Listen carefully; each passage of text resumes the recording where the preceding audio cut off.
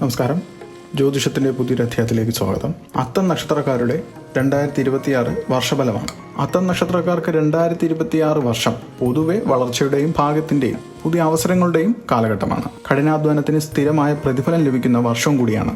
എന്നിരുന്നാലും പ്രധാന ഗ്രഹങ്ങളുടെ സ്ഥാനങ്ങൾ ചില മേഖലകളിൽ ശ്രദ്ധയും ക്ഷമയും ഒക്കെ ആവശ്യപ്പെടുന്നുണ്ട്. ഈ വർഷം ജീവിതത്തിൽ ഉണ്ടാകാൻ സാധ്യതയുള്ള സുപ്രധാന മാറ്റങ്ങൾ വിശദമായി നോക്കാം.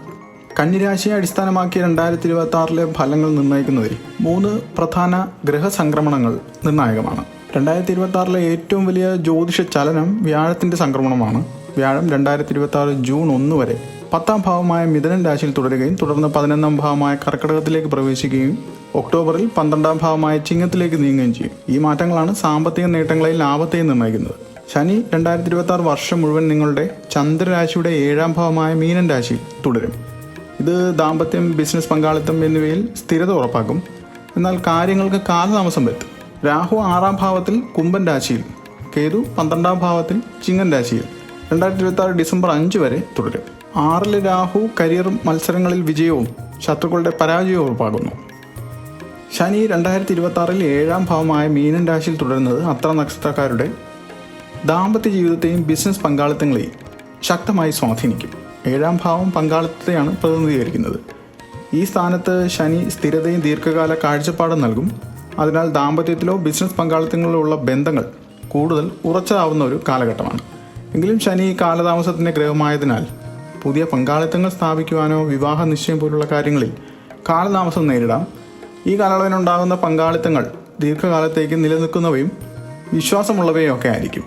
7ാം ഭാവത്തിലെ ശനിയുടെ സ്വാധീനം പങ്കാളിത്തത്തിൽ സമ്മർദ്ദവും കാലതാമസവും ഒക്കെ സൃഷ്ടിക്കുമ്പോൾ ഇത് വ്യക്തിഗത പരിശ്രമം വർദ്ധിപ്പിക്കാൻ കാരണമാകുന്നു. ഈ വെല്ലുവിളികളെ ക്ഷമയോടെ നേരിടുന്നത് ദീർഘകാല സ്ഥിരതയ്ക്ക് അടിത്തറയും ജ്യോതിഷപരമായി ശനി വൈകിച്ചാലും ഒരിക്കലും നിഷേധിക്കുന്നില്ല എന്ന തത്വമാണ് ഇവിടെ ബാധകമാകുന്നത്. അതായത് ഈ വർഷം ആവശ്യപ്പെടുന്ന അച്ചടക്കത്തോടും പൂർണ്ണതയോടുമുള്ള കഠിനാധ്വാനം വർഷ അവസാനത്തോടെ വിജയവും അംഗീകാരവും നേടിത്തരുമെന്നുള്ളതാണ്. 2026 ജനുവരി മുതൽ ജൂൺ വരെ വ്യാഴം 10ാം ഭാവത്തിൽ നിൽക്കുന്നത് കരിയർ വളർച്ചയും ഉന്നത പദവിയിലേക്കുള്ള സാധ്യതകളും നൽകും. ഈ സമയത്ത് നിങ്ങളുടെ ജോലിയോടുള്ള അർപ്പണബോധത്തിന് അംഗീകാരം ലഭിക്കും. ജൂൺ മുതൽ ഒക്ടോബർ വരെ, അതായത് 11ാം ഭാവം, ജൂണിലെ വ്യാഴമാറ്റം വരുമാന വർധനവിനും ആഗ്രഹ സാഫല്യത്തിനും വഴിയൊരുക്കും. സാമ്പത്തിക നേട്ടങ്ങൾക്ക് ഇത് ഏറ്റവും അനുകൂലമായ കാലഘട്ടമാണ്. വ്യാഴം 12ാം ഭാവത്തിലേക്ക് നീങ്ങുന്നത് ചെലവുകൾ വർദ്ധിപ്പിക്കാനും ആത്മീയപരമായ യാത്രകൾക്ക് സാധ്യത നൽകാനും കാരണമാകും. രാഹു കേതു സംക്രമണം രാഹു 6ാം ഭാവത്തിലും കേതു 12ാം ഭാവത്തിലും സ്ഥിതി ചെയ്യുന്നതിനാൽ ഇത് കരിയർ, ആരോഗ്യം, ചെലവുകൾ എന്നീ മേഖലകളിൽ ശക്തമായ സ്വാധീനം ഉണ്ടാക്കും. ഇത് വളരെ അനുകൂലമായ സ്ഥാനങ്ങളാണ് രാഹു 6ലുള്ളത്.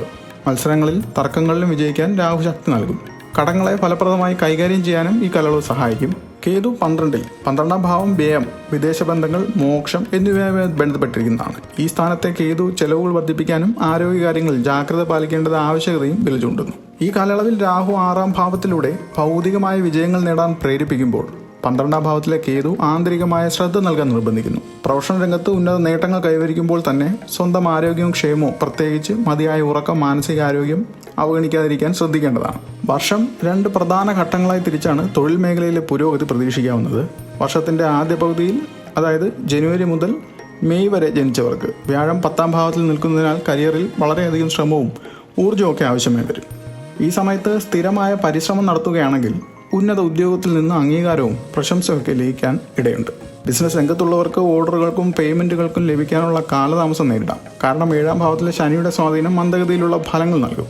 എങ്കിലും ഈ സമയത്ത് നേടിയെടുക്കുന്ന ക്ലയൻറ്റുകൾ ദീർഘകാലത്തേക്ക് നിലനിൽക്കുന്നവയായിരിക്കും. ജൂണിൽ വ്യാഴം 11ാം ഭാവത്തിലേക്ക് മാറുന്നതോടെ പുരോഗതിയുടെ വേഗത ഗണ്യമായി വർദ്ധിക്കും. മുടങ്ങിക്കിടന്ന പ്രോജക്റ്റുകൾ വീണ്ടും ആരംഭിക്കുകയും കരിയർ പരമായ കാര്യങ്ങൾക്ക് ഇതൊരു ഭാഗ്യവർഷമായി മാറുകയും ചെയ്യും. ജോലിയിൽ സ്ഥാനക്കയറ്റത്തിനോ ശമ്പള വർധനവിനോ ഇടയുണ്ട്. പുതിയ ഉപഭോക്താക്കളെയും വലിയ ഓർഡറുകളെയും ആകർഷിക്കാൻ കഴിയുന്നതാണ്. 2026 സാമ്പത്തിക കാര്യങ്ങളിൽ ഏറ്റക്കുറച്ചിലുകൾക്ക് സാധ്യതയുണ്ട്. വർഷത്തിൻ്റെ തുടക്കത്തിൽ അപ്രതീക്ഷിത ചെലവുകളൊക്കെ ഉണ്ടാകാം. ഇത് താൽക്കാലികമായി സമ്മർദ്ദം സൃഷ്ടിക്കാം.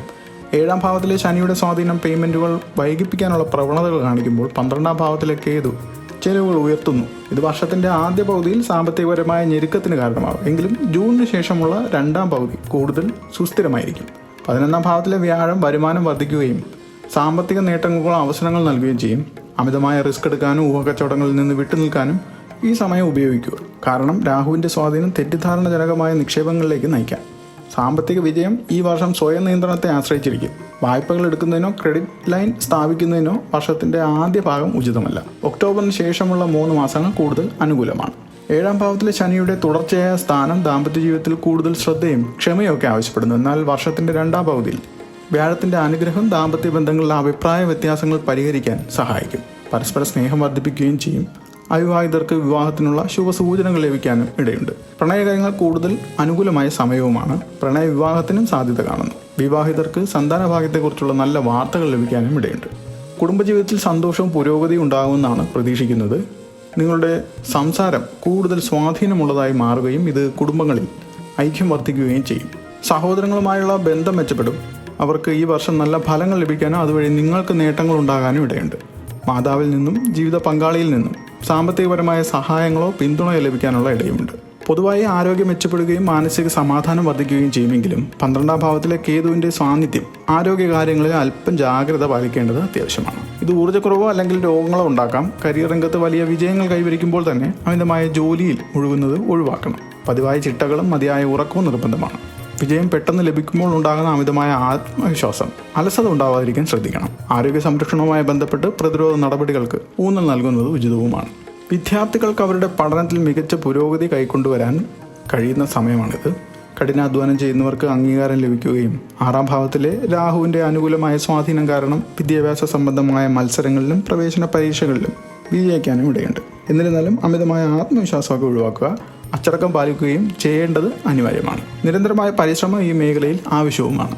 വ്യാഴദോഷം മാറ്റാൻ വ്യാഴാഴ്ചകളിൽ അരയാൽ മരത്തിന് വെള്ളം നൽകുക. അത് തൊടാതെയാകണം. നെറ്റിയിൽ മഞ്ഞൾ അല്ലെങ്കിൽ കുങ്കുമ തിലകം ധരിക്കുക. വാഴ നട്ട് വ്യാഴാഴ്ചകളിൽ പൂജ ചെയ്യുക. പാവപ്പെട്ടവർക്ക് ദാനം നൽകുന്നതും ഉത്തമമാണ്.